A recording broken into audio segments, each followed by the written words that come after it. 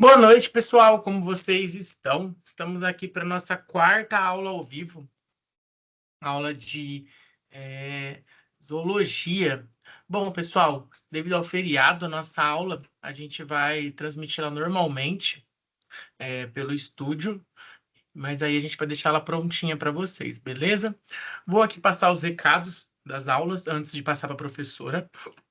Quarta semana de aula, então, né? Entramos na quarta semana, quarta e última. A gente tem encerramento de algumas atividades. Não deixem para a última hora para acessar essas atividades. Acessem elas, vejam como tá lá. Não deixem para mandar mensagem no último momento, porque às vezes não tem tempo hábil da gente responder vocês, beleza? Além disso, lá na sala do café de vocês tem vários materiais que eu postei, materiais extras para vocês. Então entrem, dêem uma olhadinha lá, acessem esse material que é bem importante para a disciplina de vocês. Outra coisa que eu ia falar é sobre o Santander Top Espanha, que está lá na sala do café. Ainda o edital está valendo. Entrem, vejam se vocês se encaixam. Se vocês se encaixar, é só fazer a inscrição que vai que algum de vocês são contemplados para ir para a Espanha no intercâmbio totalmente pago pelo Santander.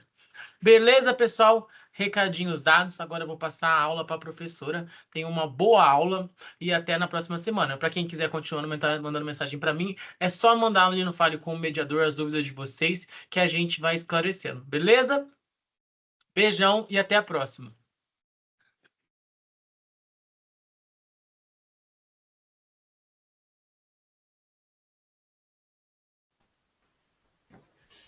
Oi, pessoal! A gente vai dar continuidade, então, na nossa aula, tá? A gente vai finalizar hoje, então, o conteúdo, abordando o tema, então, né, o tema dos mamíferos. Então, aqui eu trouxe, né, alguns exemplares. Então, a gente tem baleia, tem primatas, tem morcego, tem tigre, elefante, peixe-boi. Então, vários exemplos do que encaixa dentro desse grupo tão incrível que são os mamíferos, né? Inclusive, nós mesmos fazemos parte desse grupo, que são os mamíferos. É importante a gente salientar que eles mantêm algumas características gerais que já surgiram, né, em grupos anteriores, que são casos deles serem tetrápodas, né, então apresentarem sempre 4 membros para locomoção, de serem um grupo Boa noite, pessoal. Como amnióticos, vocês né, então terem estão? aquelas Estamos aqui membranas para nossa durante seu quarta aula ao desenvolvimento vivo, embrionário.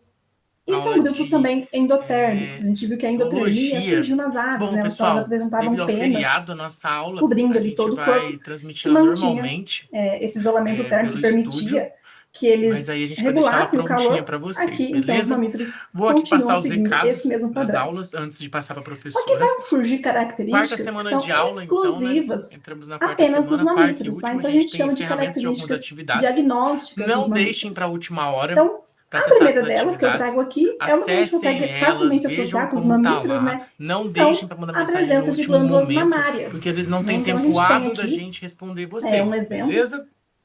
Além de disso, lá na de um sala do café de bezerrinho vocês mamando tem a glândula vários mamária materiais que eu da mãe postei, dele, né? materiais Então, a extras gente para tem, vocês. os Então mamíferos, entrem, né, dêem uma tem olhadinha lá, exclusivamente essa acessem glândula esse material que que é tem bem a função importante de para a disciplina produzir de leite vocês. para nutrir os seus Outra coisa filhotes, que eu ia né? falar A gente é vai sobre o ver que Santander existem Top Espanha, que variações está lá em na sala relação do à café. posição Ainda de o edital onde está essa glândula valendo. está Entrem, localizada no vejam se corpo do vocês se mamífero, encaixam. Se tá? Então, vocês pode se ser encaixar, peitoral, é abdominal, só fazer a inguinal, inscrição mas todo que vai que mamífero vocês são, vai ter algum de vocês são glândula que contemplados produz o para ir para a leite, que são as Espanha no glândulas intercâmbio mamárias. totalmente pago pelo Santander. Então, aqui em relação, Beleza, né, à pessoal? posição que a gente tem Recadinhos dados. das Agora eu vou glândulas, a passar a gente tem aula para a aqui professora. um Tenha uma exemplo, boa né, de aula glândula e até na próxima na semana. Para posição quem quiser continuar peitoral, que é o mandando que nós mensagem para humanos mim, é temos, só os mandar ali no primatas Fale com o têm, e os Mediador as dúvidas de morcegos também. vocês Então, aqui que a nessa foto a gente gente vai tem um esclarecendo. morceguinho com a asa Beleza? aberta e a glândula mamária Beijão e até a bem próxima. ali perto do braço, tá? A gente tem a posição chamada de inguinal, tá? Então, bem típico das vacas, né, que a gente vê que as glândulas mamárias estão perto dos membros posteriores, né? E um outro exemplo que apresenta também essa glândula inguinal são os cetáceos, né? As baleias, golfinhos também têm essa glândula na região inguinal. Então, o filhotinho ele vem aqui bem próximo da abertura vaginal, tem essas glândulas e aí ele consegue sugar o leite que é expelido pelas baleias, né? De maneira geral, mas são todos cetáceos, que ele é bem gorduroso. Então, quando ele sai, ele não se mistura com a água, né? Porque diferente, as baleias não têm o mamilo. A glândula mamária é interna, mas não tem o mamilo. Aí o leite ele é expelido diretamente na água e o filhote vai sugando esse leite, que é bem gorduroso, então acaba não se misturando com a água e ele se nutre dessa maneira. E aqui a outra posição de glândula mamária são a posição abdominal, né? Então, ao longo de todo o abdômen, a gente tem ali várias glândulas mamárias, né? Então, a gente vê isso em cachorros, gatos, aqui até um ratinho, né? Onde a gente tem ao longo ali de toda a barriguinha os mamilos, né? E internamente as glândulas mamárias. A segunda característica que é diagnóstica, né, dos mamíferos são as glândulas sebáceas, sudoríparas e odoríferas, tá?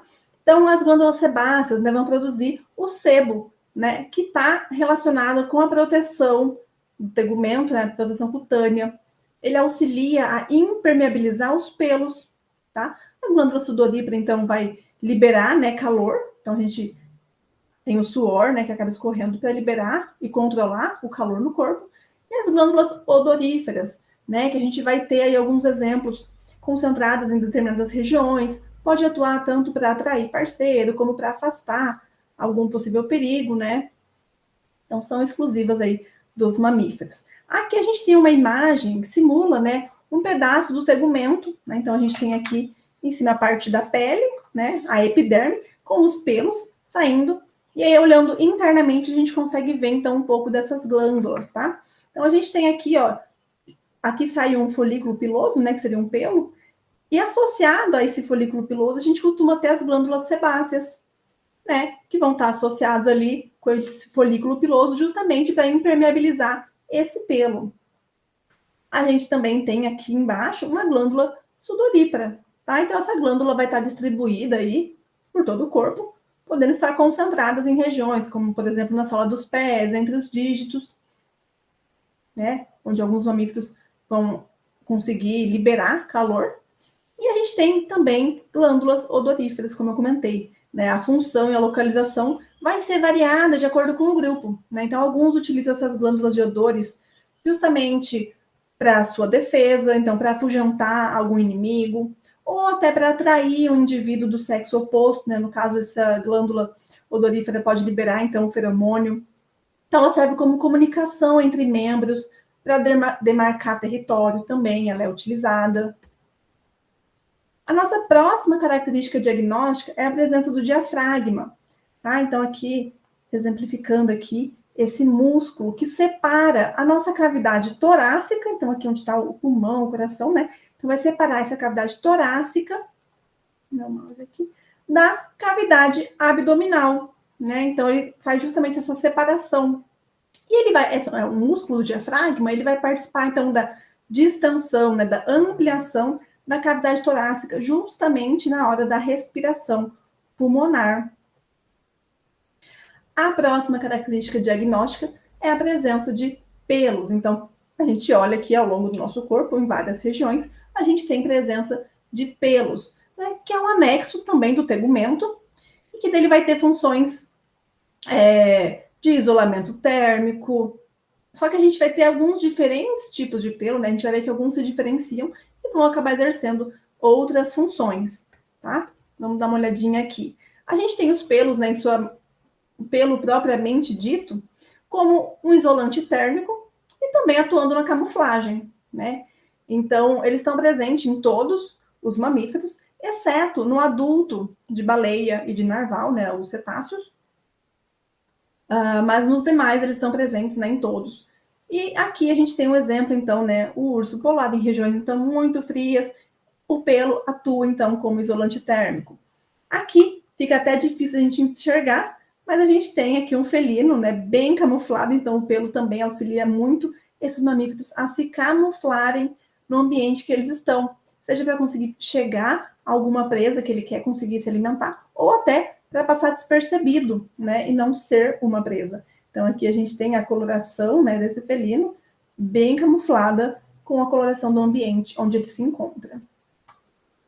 Só que nem todos os pelos seguem esse padrão de pelo propriamente dito, né? A gente vai ter aí alguns pelos que se modificaram, tá? Então, um exemplo que eu trago logo aqui no começo são as vibriças, que são os bigodes, né? Quem aí tem cachorrinho ou gatinho em casa como pet, sabe, né, que eles têm aqueles bigodes, o coelhinho. E esse bigode, ele é um tipo de pelo, só que ele é um pelo modificado, então as vibriças, elas têm a função sensorial. Elas costumam estar localizadas nessa região da face, com essa função, então, de perceber o ambiente, de ser sensorial, né? Ela tem uma função tátil. Um outro tipo de pelo que é modificado são as cerdas. As cerdas é um pelo mais grosso. A gente encontra em javali, em capivara. Então, é um pelo que tem uma cutícula mais grossa, tá? Protegendo esse pelo. E ele é espalhado também por todo o corpo. E aqui, por fim, a gente tem os espinhos, né? Que é um pelo modificado também, bem rígido, para proteção do indivíduo. Tá? Então, a gente tem aqui o exemplo, né? O ouriço ou o porco-espinho, que tem aí esses pelos modificados em formato de espinho e auxilia bastante eles a se sentirem protegidos quando vem algum predador. Então, para a gente conseguir entender um pouco dessa diferença de pelo, eu vou colocar aqui para vocês um videozinho para a gente conseguir acompanhar. Deixa eu ver, ele vai carregar aqui. A gente consegue ver aqui, nesse vídeo, quando ele carregar, um tipo de pelo, que é o pelo propriamente dito, igual eu comentei, né? Que a gente tem ali nos nossos gatos, cachorros. Deixa eu ver, tá carregando aqui, às vezes demora.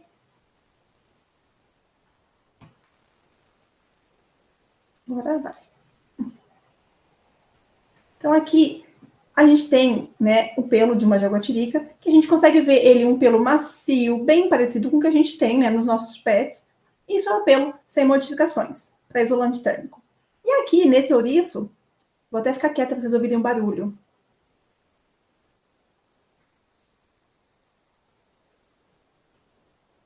Conseguiram ouvir? Dá para ver o barulho que faz, né, quando eu mexo ali nos pelos. E não é normal, né? Afinal, a gente está acostumado a fazer carinho no nosso pet, né? E não faz barulho.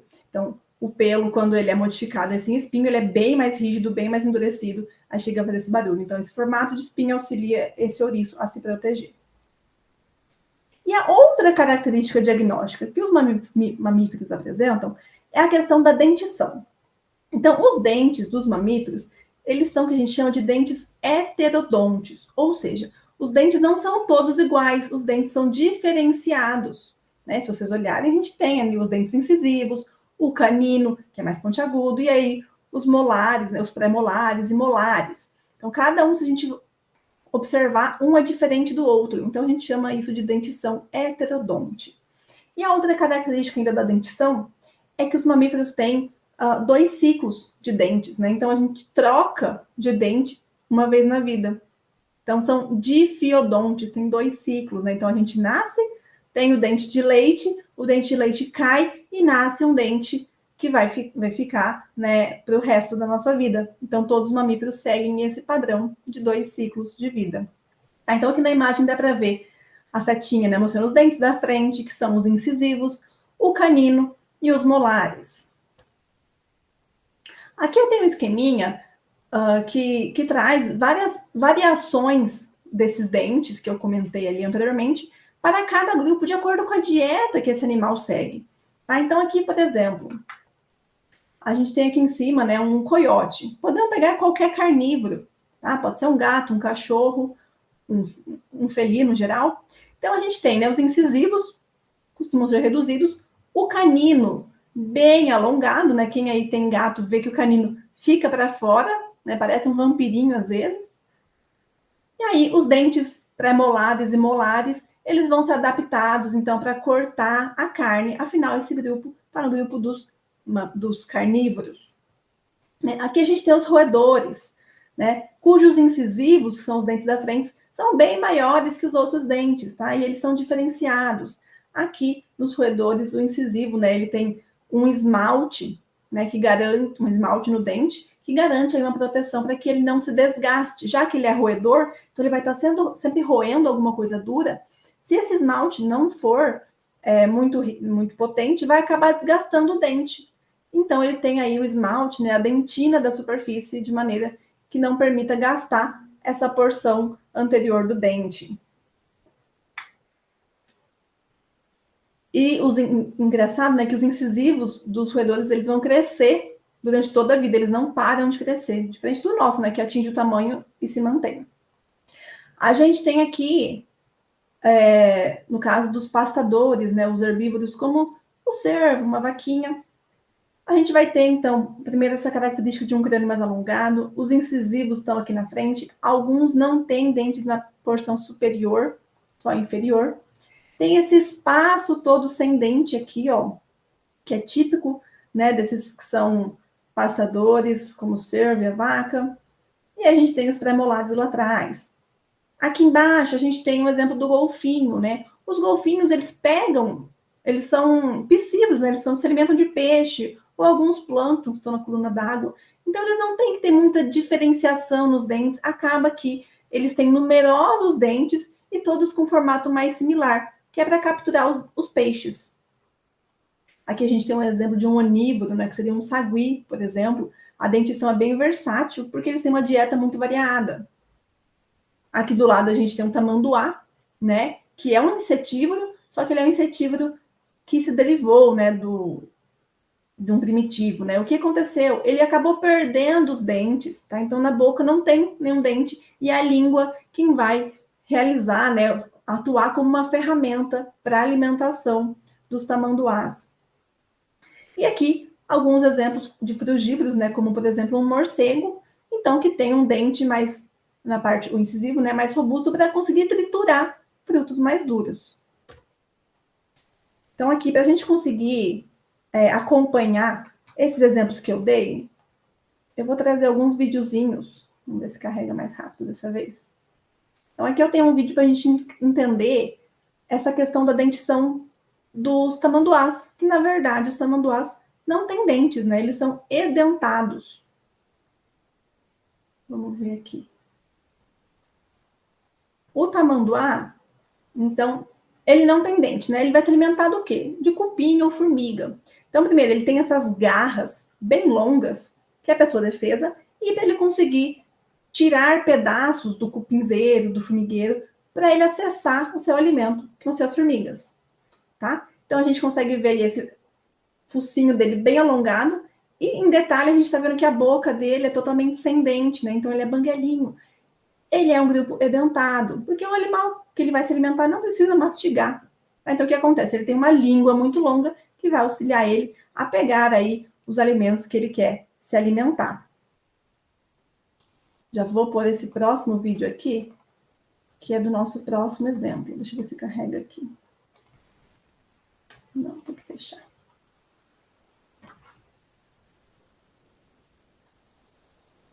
Então, aqui que eu vou mostrar o vídeo que vai ser do coelho, né? Então, a gente tem aí um exemplo de roedor. Deixa eu carregar aqui o vídeo.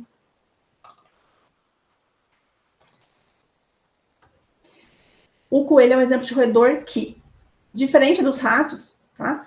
Eles apresentam 2 pares de incisivos em cima e um par embaixo. Então, a gente vê sempre ele, né, com os dentinhos incisivos que são bem grandes e se fecham assim.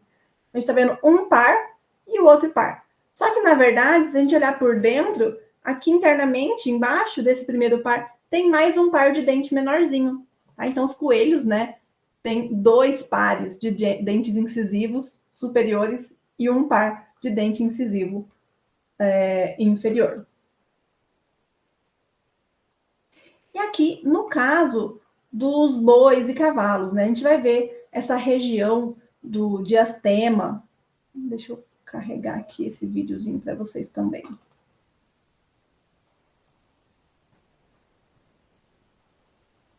Esse é bem bacana da gente ver. Já carregou.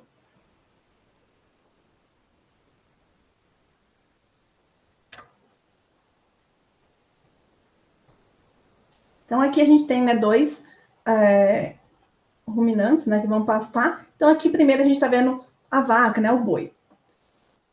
Vamos se atentar aqui, a gente tem então ali no fundo, né, os pré-molares e molares, todos seguindo o mesmo padrãozinho de dente.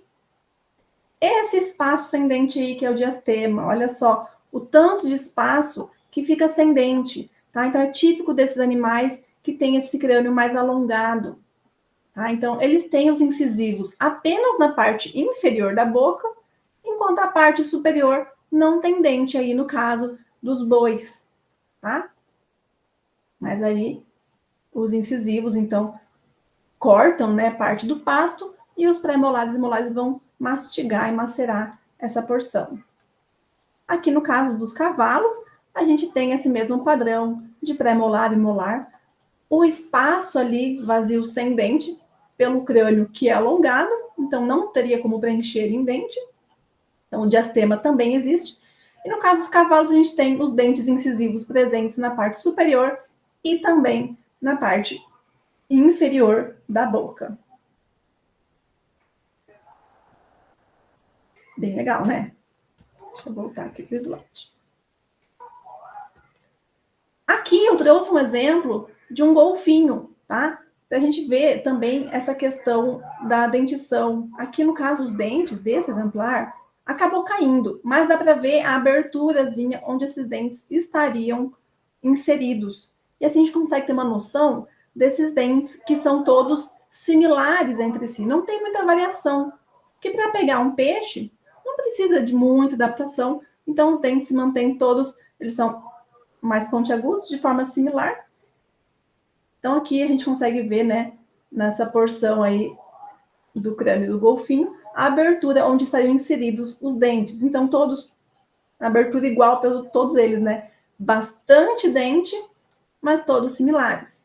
E olha que bacana, também dá para ver ali a abertura nasal ali em cima. Que eu vou, olha ali, ó.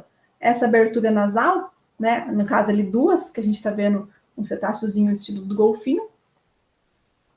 Tá? Então fica bem bacana, né, de compreender essas questões da dentição. E aí, seguindo então essa lógica da dentição, a gente entra no sistema digestório, né? Que não basta só os dentes para comer, tem que ter todo um sistema para atuar nessa digestão.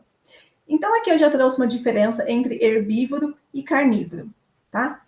Então a gente tem aqui nos herbívoros, né, um sistema digestório mais longo, né? A gente vê aqui, ó, o intestino delgado, com bastante curva, esse apêndice aqui bem longo, diferente dos carnívoros, né, que apresentam um estômago mais dilatado, só que o intestino não tão longo assim, tá? Então é importante a gente lembrar que os herbívoros, eles consomem muito material vegetal, só que eles não têm capacidade de digerir a celulose, tá? Então por isso que a gente vai ter aí, né, associado a esse longo trato digestório, a gente tem bastante quantidade de bactérias e fungos que vão auxiliar nessa digestão da celulose, além desse apêndice, né, que é bem grandinho ali, e esse apêndice associado no intestino, ele é desenvolvido justamente para auxiliar no processamento do material vegetal.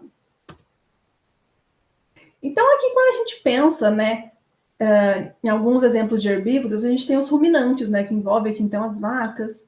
Vamos ver como é que funciona, porque, na verdade, esses ruminantes, eles têm o estômago dividido em 4 porções, tá? Então, vamos seguir aqui esse esqueminha para ver se vocês conseguem acompanhar. Eu coloquei, então, tem a coloração, vamos seguir por coloração, tá?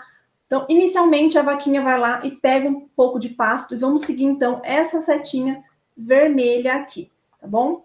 Então, a vaquinha vai lá e pega um pouquinho do pasto, e ela praticamente não mastiga inicialmente, então ocorre a primeira deglutição com o material praticamente intacto inteiro, ela já engole, tá? Então vamos seguir aqui essa setinha vermelha, então pegou um pedaço da pastagem, ela já engole, ela vai então passar pela primeira deglutição e esse alimento ele vai ser encaminhado diretamente ao rumen. Então aqui ó, a setinha vermelha, engole, ele vem diretamente para essa porção aqui, que é o rumen, tá? Ali, o alimento começa a ser amassado e sofrer um pouquinho de ação de bactérias, protozoários e fungos para dar início à degradação da celulose.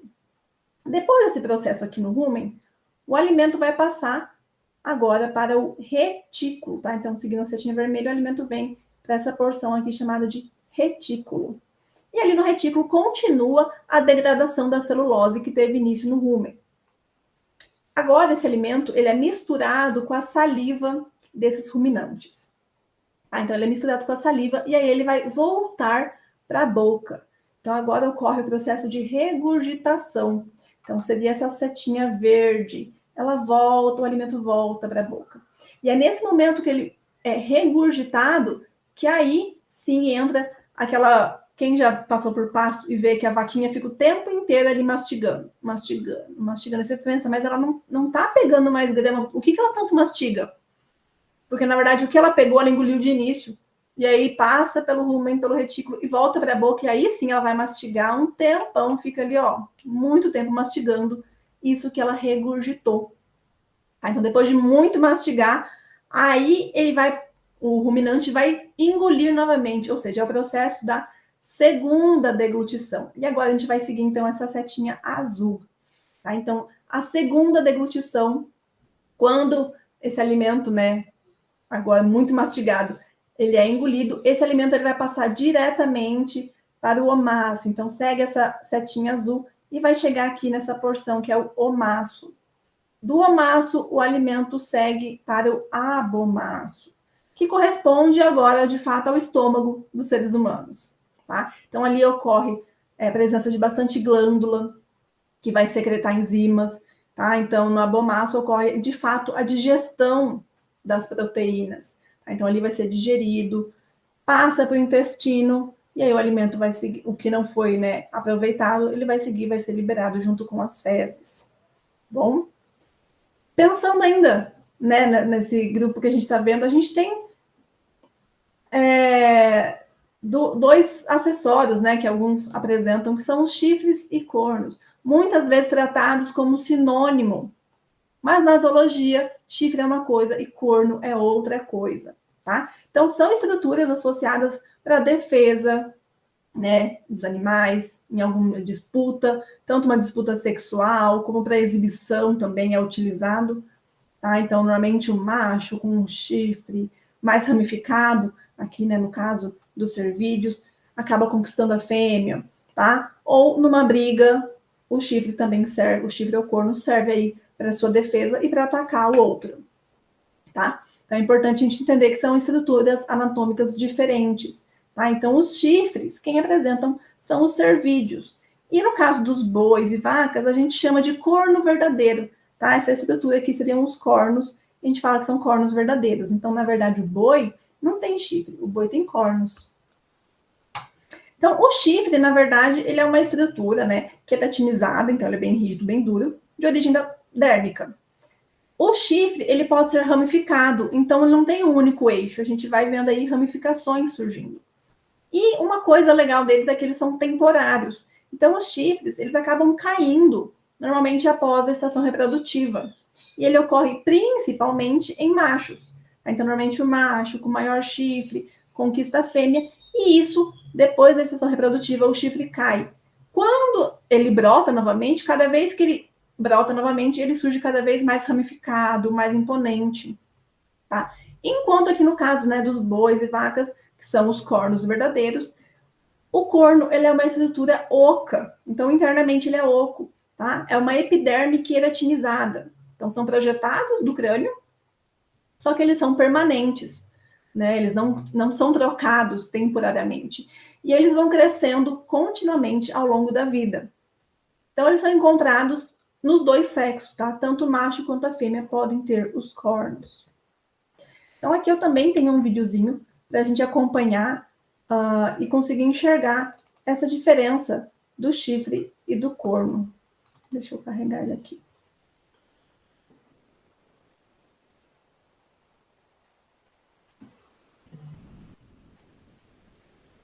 Carregando. Então a gente vai começar vendo o corno verdadeiro, né? Que é o que a gente encontra aí no boi, em carneiro também. Então aqui a gente tem o corno de um boi, então vendo que ele é oco por dentro.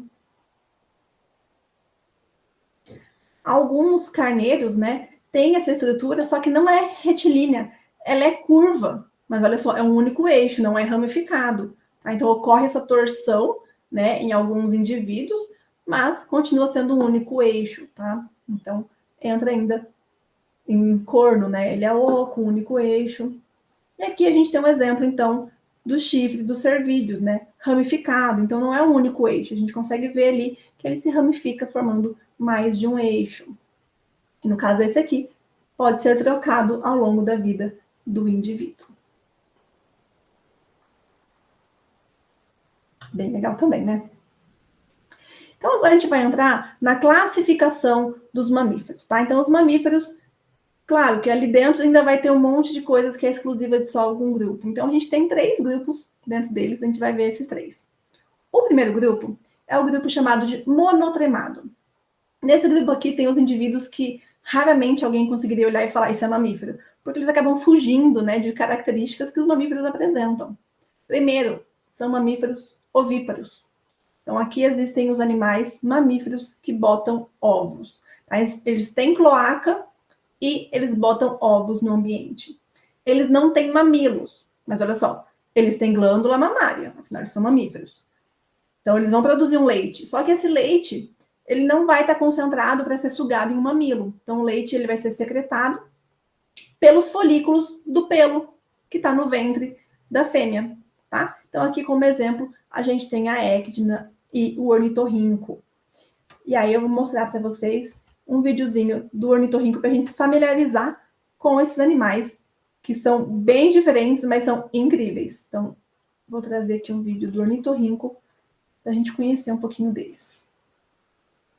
Nem todo mundo, às vezes, tem acesso, né? Então, quem não conhece o ornitorrinco, ele parece uma junção de vários indivíduos diferentes e que juntou num único animal. Com o bico de um pato, cauda de diferente, né, dos mamíferos que a gente está acostumado a ver, mas eles ainda são classificados dentro de mamíferos. Mas naquele grupo que são os monotremados. Tá? Então, o único grupo de mamífero que bota ovo existe. O segundo grupo de mamífero são os queridinhos, né, os marsupiais, que envolvem os cangurus. Todo mundo tem aquela fixação por canguru, né, muito fofinho, e de fato eles são. Mas o que acontece? O que esse grupo tem de diferente? Os marsupiais são mamíferos que a fêmea tem uma bolsa na região do abdômen que é chamada de marsúpio.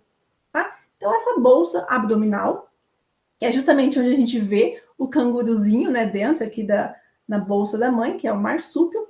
Internamente nessa bolsa existem os mamilos, tá? E aí o que acontece? Os filhotes, eles são desenvolvidos, né, internamente no útero das fêmeas e eles nascem muito pouco desenvolvidos. Então eles nascem parecendo um embriãozinho assim, ó, nada desenvolvido. E aí depois que eles nascem, eles migram para dentro dessa bolsa. E aí eles se fixam no mamilo e é ali que ele vai seguir se desenvolvendo e concluindo o seu desenvolvimento. Tá? Então vamos ver mais um videozinho que eu trouxe agora dos cangurus para a gente entender como é que funciona esse desenvolvimento, né, que se dá início internamente no útero da fêmea, mas que depois vai ser finalizado externamente, né, ali naquela bolsa, que é o marsúpio da fêmea. A primeira experiência que o Joey tem do mundo externo é escalar a barriga da mãe, desesperado para voltar para dentro. Olha o jeitinho que ele nasce. Quando ejetado do útero, o Joey, do tamanho de uma jujuba, está no mesmo estágio de desenvolvimento que um embrião humano de 7 semanas. Quando o pequeno consegue chegar à bolsa, ele se agarra em um dos 4 mamilos da mãe e não solta pelas próximas 10 semanas, enquanto cresce e vira algo que se pareça com um canguru.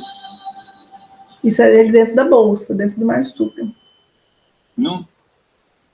Tá? Então, assim, a gente consegue entender mais ou menos como é que funciona essa questão do marsúpio, né? Ele se desenvolve inicialmente no útero, sai do útero e vai para esse marsúpio, onde ele segue se desenvolvendo. Só que a gente sempre associa, né, com o canguru ou os koalas também. Só que aqui no Brasil, a gente também tem um representante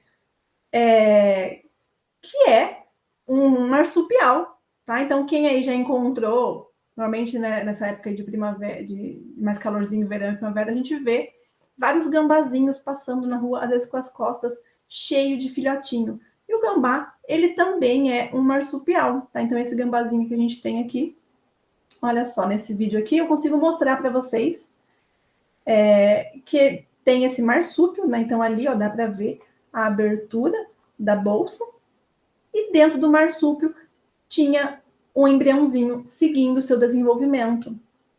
Tá? Então, eles ficam ali protegidos dentro dessa bolsa, se nutrindo e completando o desenvolvimento para depois subir para o dorso. Então, dependendo da fase que eles se encontram de desenvolvimento, eles saem do marsúpio e se fixam no dorso. Mas a gente tem aqui um embriãozinho pouco desenvolvido, tá? Então, só para a gente entender que às vezes a gente pega só exemplos de fora, mas no Brasil a gente também tem um marsupial, que é esse gambazinho.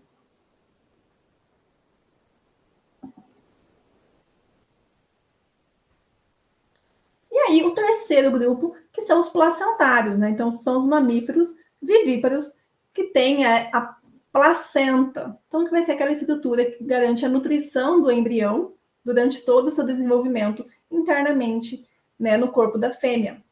Então, os placentários, eles têm uma gestação mais longa, né? Aqui exemplos: elefantes, baleias, onças, que a gente tem uma gestação mais longa, então tem essa troca de nutrientes da mãe com o embrião, tá? E aqui os placentários, eles são divididos em vários grupos, tá? Então aqui, na verdade, a gente consegue ver, ó, um grupo que é o monotremado, então são os ornitorrincos, que são aqueles ovíparos. Depois surge, né, todo mundo aqui é vivíparo, e aí surge os marsupiais, canguru, e aqui dentro a gente tem todos os placentários, e os placentários são divididos em várias ordens diferentes, tá? Então a gente tem aqui a ordem Sirenia, primatas, lagomorfa, que são os coelhos, rodentia, que são os ratinhos, ordem carnívora, a ordem quiróptera, os morcegos. A gente vai ver algumas delas agora aqui que eu trouxe como exemplo para que vocês conheçam esses nomes, tá? Então, a ordem carnívora vai envolver aí exemplares, né, de famílias dos felídeos, como gato, leão, tigre, puma, lince, os canídeos, cão, raposa, coiote, lobo, os da família Ursídea, que são os ursos, os Mustelídea, que envolve doninha, lontra. Aqui, todos vão seguir uma ordem que são carnívoros. Então, a dieta deles também é carnívora. A gente tem uma exceção, tá? Aqui, disfarçado no meio dos carnívoros, a gente tem um panda gigante que está classificado dentro da ordem carnívora, mas tem hábito alimentar herbívoro. Tá? Então, todos aqui têm hábitos predatórios, uma dentição especializada para consumir e rasgar carne, exceto ali o panda, que é herbívoro. A ordem Quiróptera, que envolve os morcegos, né? A gente muitas vezes esquece que o morceguinho que está ali voando também é um mamífero. Tá? Eles são os únicos mamíferos verdadeiramente voadores. Tá? Então, os membros anteriores são modificados, formando aí essa asa. Eles mantêm os dígitos, né? O dígito 2 ao 5, ele acaba sendo bem alongado para sustentar a membrana que passa entre eles e que forma a asa, né? Permitindo aí o voo verdadeiro. O primeiro dígito eles ainda têm, mas ele é bem curtinho e tem uma garra, como se fosse uma unha mesmo. Tá? A maioria dos quiróptera, que são os morcegos, são insetívoros. Muita gente tem medo, porque associa, né, com um vampiro. Na verdade, a maioria deles são insetívoros. Tá? Aqui dá para ver, ó, todos os dígitos estão aqui sustentando, né, essa membrana que forma a asa. O primeiro dígito, que seria o polegar, ele fica aqui bem pequenininho e ele tem uma garrazinha, tá? Os pezinhos aqui embaixo, também tem uma membrana entre os pés, formando, né, a membrana chamada ureopatágio. E aí é interessante dos quirópteras, né, que eles apresentam essa capacidade de emitir sons que vão funcionar como um radar, né, que atua na ecolocalização. Então, eles emitem um som que não é ouvido por nós normalmente, né, só que esse som, essas ondas, né, sonoras, elas percebem algum inseto, até uma parede, e ela volta com um retorno para ele com a resposta por exemplo, tem um inseto ali, ou então tem uma parede, tem um galho, porque a gente vê, né, morcego voando sempre muito eficientemente, e eles têm, então, esse retorno do som atuando ali como uma ecolocalização. Né? Parece mesmo um radar. Que eu comentei que a maioria dos morcegos é insetívora, é verdade. Sobre os morcegos hematófagos, que são os que se alimentam de sangue, né? Uma notícia boa é que de todas as espécies de morcegos, somente 3 são espécies hematófagas, então é muito pouco. E a notícia ruim é que as 3 espécies de morcegos hematófagos ocorrem aqui no Brasil. Tá? Então, essa aqui é a carinha de um morcego hematófago, mas olha só, na verdade, é diferente do que muita gente acha de como funciona essa alimentação de sangue. Tá? Os dentes incisivos, que são os dentes da frente, são laminares. Então, eles acabam fazendo um rasgo na pele, e aí eles não vão sugar o sangue. Depois que eles fazem esse rasgo, eles apenas ficam lambendo o sangue que está escorrendo. Então, eles têm uma saliva com um potencial anticoagulante e até anestésico, então o animal nem sente, e ele costuma ir se rastejando até chegar a essa presa. Então, normalmente, pés de galinha, eles fazem isso, ou o dorso, né, de vacas, bois e cavalo, eles também podem fazer, ou no pé. Mas eles perfuram um rasgozinho, o sangue fica fluindo e eles ficam só lambendo esse sangue. Aqui eu tenho o próximo grupo que é chamado de ungulados, que são animais que andam apoiados no casco. Então, olha só, a gente tem que pensar em maneiras de caminhar, né? Então, a gente tem a maneira de caminhar que é chamada de plantígrado, ou seja, vai pisar com a planta do pé inteiro, como o homem mesmo, né? Tentem lembrar, o homem pisa com a planta do pé inteiro. O urso também caminha com a planta do pé inteiro, também é um plantígrado. A gente tem animais que são digitígrados, ou seja, eles vão caminhar se apoiando nos dedos. Né? Então, quem aí já conseguiu reparar, né, no seu cão ou no gato, eles se apoiam nos dedos, não é na planta do pé inteiro, é apenas nos dedos. Eles são digitígrados. E aqueles animais que caminham apoiados, então, sobre as unhas, né, sobre o casco, são chamados de ungulados. Tá? E a gente tem, então, dois grupos aqui dentro. Aqueles que caminham, né, em dedos, que é um número par, são os artiodáctilos, e aqueles que caminham com o número de dedos ímpar, que são os perissodáctilos.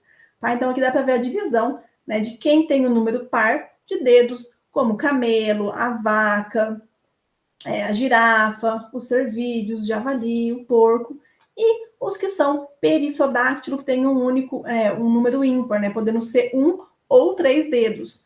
Então, o rinoceronte, o cavalo, a anta, o jumento, tá? É a anta, né? Então, aqui eu trouxe, né, pra gente ver como é que funciona a anatomia, tá? Desses animais. Então, aqui a ordem Artiodáctila, a gente tem sempre números pares para ele se apoiar, né? Então, aqui, por exemplo, o cateto, o camelo e o veado. Na ordem Perissodáctila, a anta, que tem 3 dedos, então se apoia nos cascos de 3 dedos, ou o cavalo, que se apoia no casco de um único dedo, então ímpar. Então, aqui só trazendo como exemplo, a gente vê de pertinho, né, o pezinho ali de um boi ou uma girafa, e aqui de um cavalo, que é um único casco. Aqui eu também tenho um vídeo para a gente ver mais de pertinho, então, como é que funciona. Bom, então aqui eu vou colocar o vídeo para você, a gente conseguir entender como é que funciona a anatomia desses animais que são ungulados. Então aqui já dá para ver, né? A gente tem aqui o pé de um cavalo, né? Que ele tem então um único dedo, então ele pisa com o casco desse único dedo que é ímpar. Tá? Então aqui a gente consegue ver aqui na extremidade o casco do cavalo. Então, logo ao lado, a gente vai ter um exemplar de um pé de um boi. Tá? Então, a gente já consegue ver aí os 2 dedos, de maneira que o animal vai pisar sobre o casco, sobre a unha desses 2 dedos. Então, ele se apoia nesse casco de dedos pares, diferente ali do cavalo, igual a gente viu. Então, seguindo aqui, a próxima ordem é a ordem dos cetáceos, que é a ordem que eu particularmente adoro. Tá? Então, aqui a gente tem baleias, né, como baleia azul, a gente tem botos, golfinhos, a beluga, né, que é essa mais esbranquiçada, o narval. Então, a gente tem vários representantes muito bacanas, né? Todos eles são aquáticos e eles tiveram, então, uma modificação. Os membros anteriores deles foram modificados em uma nadadeira, tá? Então, essa nadadeira costuma ser larga, e agora esse membro, então, é modificado para uma função de remo atuando na natação. Enquanto o membro posterior deles está ausente, então eles perderam, fica reduzido. E aqui a narina deles se abre, então, no dorso, né, aqui no topo da cabeça. Quando eles emergem da água, a narina se abre e eles conseguem fazer a sua troca gasosa. E aqui eu trago um questionamento para vocês, né? Porque entre os representantes do cetáceo, a gente também tem a orca, né? Muitas vezes chamada aí de baleia assassina. E aí vem a pergunta, para vocês, a orca, ela é uma baleia? Ela sempre ganha esse nome, mas será que de fato ela é uma baleia? Dentro dos cetáceos, a gente tem dois grupos, um chamado odontocetos e outro misticetos. Os odontocetos incluem, então, a família que envolve os golfinhos, e os misticetos, a família que envolve as baleias verdadeiras. E olha só, aqui dá para ver um detalhe na boca dessas baleias verdadeiras, que são as misticetos, que, na verdade, o que compõe ali a boca são barbatanas, ou também chamadas de barbas. Então, a gente fala que elas têm barbas ou barbatanas bucais na maxila.